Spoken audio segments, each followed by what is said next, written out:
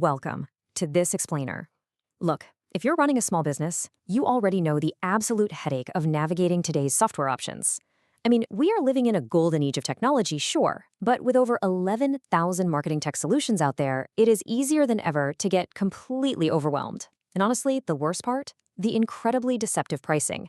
You think you're signing up for a simple, budget-friendly tool, and suddenly you're locked into a contract that's draining your resources and giving you a mini heart attack every billing cycle. So today, we're going to fix that by breaking down the real average cost small businesses actually pay for their marketing, CRM, and automation software.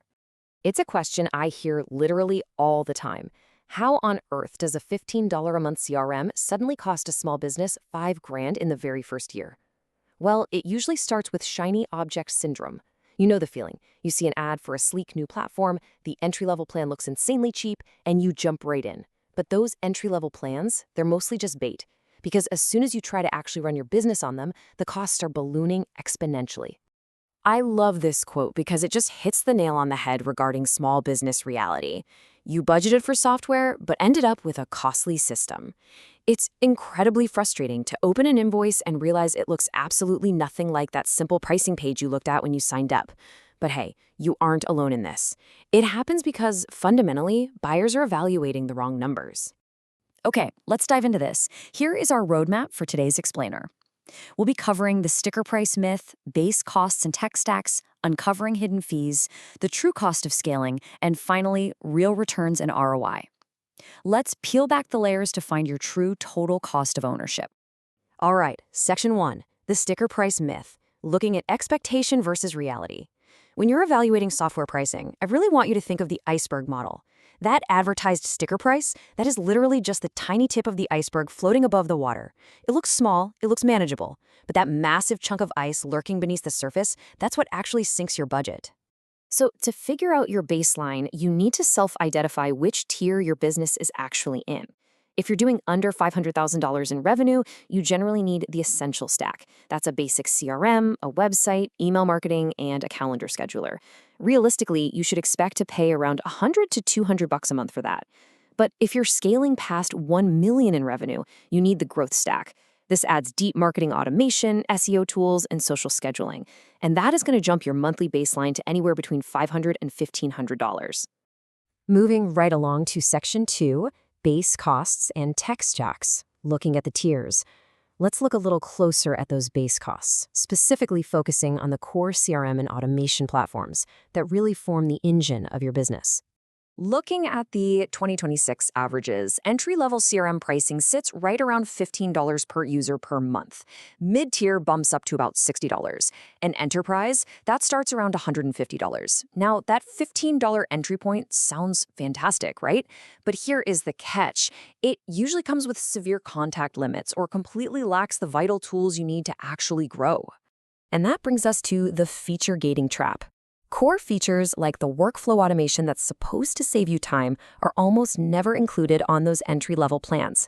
So small businesses are frequently forced to immediately upgrade to that $60 mid-tier plan just to unlock the basic capabilities they need to function. You didn't budget for $60 a user, but suddenly there you are, paying it. Which leads perfectly into Section 3, uncovering the hidden fees. It's time to shift our narrative beneath the surface of the iceberg and systematically expose the hidden fees that catch buyers entirely off guard. Now, what's really interesting here is the massive variety of costs you just won't see on a pricing page. We're talking mandatory setup and onboarding fees, which for some mid-market platforms can easily run $3,000 to $10,000. Then there's data migration. Research shows organizations switching platforms pay an average of $4,700 just to move their data over. Plus, you have to factor in custom API integrations, the actual time it takes to train your staff, and premium support add-ons. And all of that leads us to this incredibly stark statistic: 52 to 87%. According to ZDNet Research, this is the extra cost added to the advertised subscription price in the first year alone, just due to implementation and setup. So if you only budgeted for the monthly subscription, your budget is completely blown. To fix this, we need to completely restructure our budget distribution. Platform licensing should actually only make up 40 to 50% of your total software budget. The rest must be allocated for implementation services, training, and a contingency fund. Because if you don't account for implementation and training, your software is just going to sit there as a very expensive, completely unused tool. All right, on to section 4, the true cost of scaling, where success triggers massive price jumps. We have to talk about the reality that simply growing your audience can exponentially increase your monthly bill. And this brilliantly illustrates how crossing a growth threshold creates a massive price shock. A platform like HubSpot might start at a totally reasonable $20 a month for 1,000 contacts on a starter plan, but scale that to 10,000 contacts on their professional tier where the real automation lives, and boom, you were suddenly looking at roughly $970 a month. ActiveCampaign jumps from $49 to $189. It's a huge leap if you weren't prepared for it. Because of this exact jump, you have to be super wary of total contacts pricing.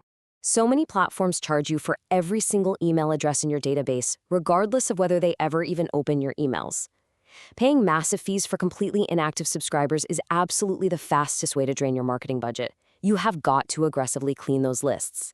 Let's move to section 5, real returns and ROI, transforming expenses into engines. Because despite all these scary costs, when done right, this software transforms from a heavy expense into a massive growth engine. Let's anchor all those abstract costs we just discussed with this really powerful number, $5.44. According to Nucleus Research, that is the average return for every single dollar spent on marketing automation.